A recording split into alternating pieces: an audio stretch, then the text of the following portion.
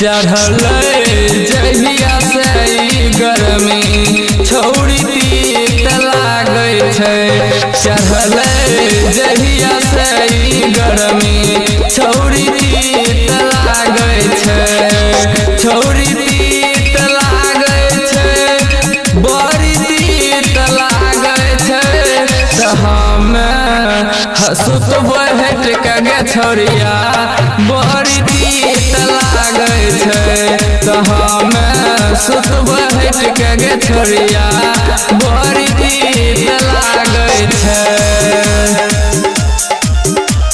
चढ़ल जहिया से गरमी छौरी तीत लागै छै।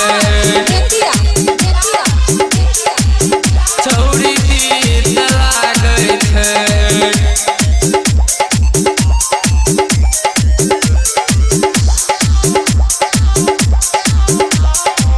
छौरी तीत लागै छै। त अइलै चैत के महीना हमरा छूटे लागल पसीना गे छोरिया छूटे लागल पसीना। छौरी तीत लागै छै। त अइलै चैत के महीना हमरा छूटे लागल पसीना गे छोरिया छूटे लागल पसीना। देखी तू पिस घघरा तोरे बड़ी ठीक लागै छौ। चढ़ल जहिया से गरमी छौरी तीत लागै छै।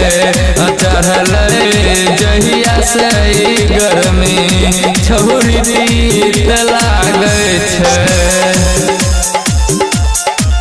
चढ़ल जहिया से गरमी छौरी तीत लागै छै।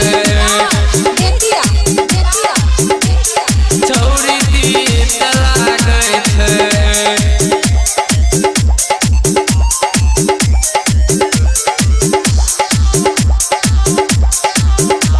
छौरी तीत लागै छै। गाबै राकेश दीवाना लिखै मंजुन रोज गाना गे छोरिया लिखै सत्यम गाना। गाबै राकेश दीवाना लिखै मंजुन रोज गाना गे छोरिया लिखै सत्यम गाना। देखै गर्दन के पसीना छौरी तीत लागै छै। त चढ़ल जहिया से गरमी छौरी तीत लागै छै। त चढ़ल जहिया से गरमी छौरी तीत लागै छै।